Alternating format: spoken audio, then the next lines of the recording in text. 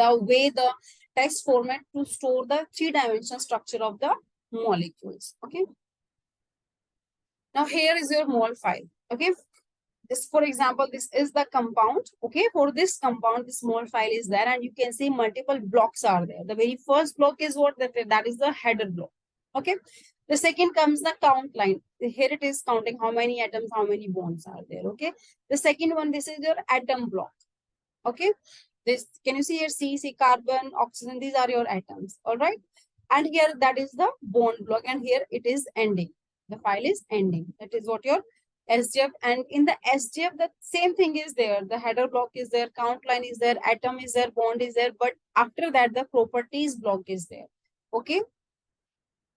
You can see here the properties are given. Its SMILES notation is there. Its formula is there. Molecular weight is there. The name, the scientific or the nomenclature is there. Okay.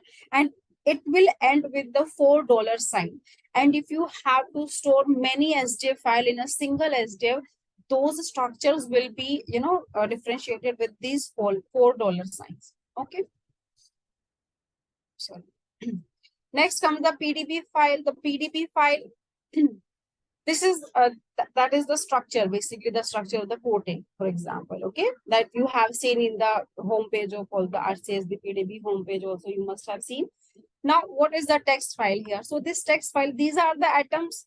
Okay, that is the number of second atom, third atom, fourth atom. That is the identity, the carbon alpha, nitrogen, carbon, carbon beta, which atom, the identity or name of the atom, basically. Okay.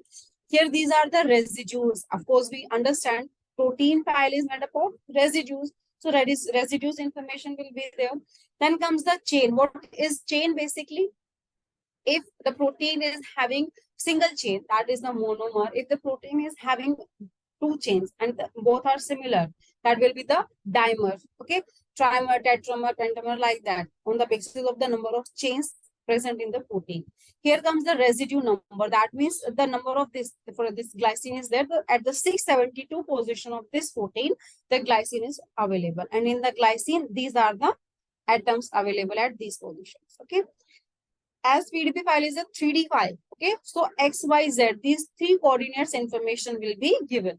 Okay. At which coordinate which residue is available. All right.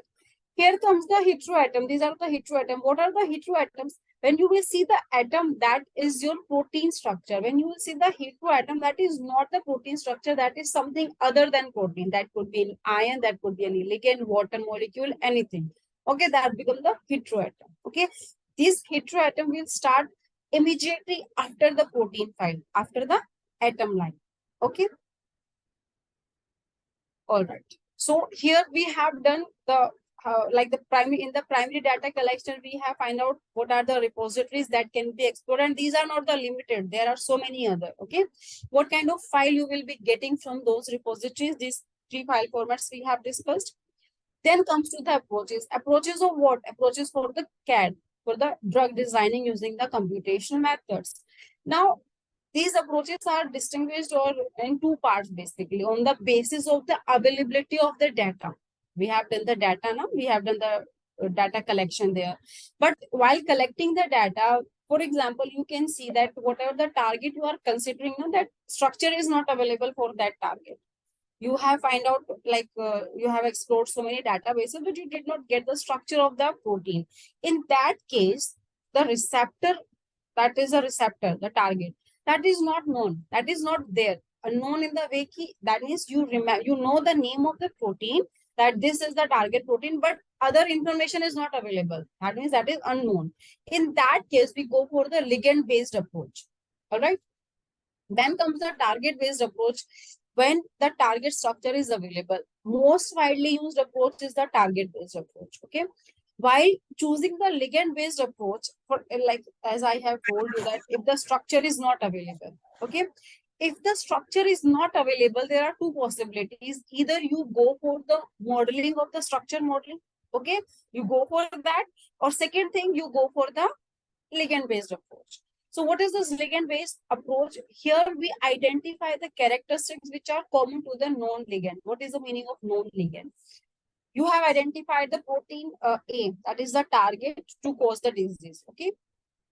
And there are like experimentally you have identified the compound A is responsible to inhibit the activity of the protein. Okay, the structure is not yet available, but experimentally you can definitely check that. Okay, so while experimentally confirming the inhibition, the compound A is something that is known to inhibit the protein. All right. Now what we have to look for, we have to look for the properties the compound A is possessing. That means what are the things which are present in the compound so that it is inhibiting the protein. Here we work on that thing, but in the target based approach, the target will be there. We will go for the ligand search and we will go for the screening. And the PDB is the protein data bank. That is the way the text format to store the three-dimensional structure of the molecules. Okay.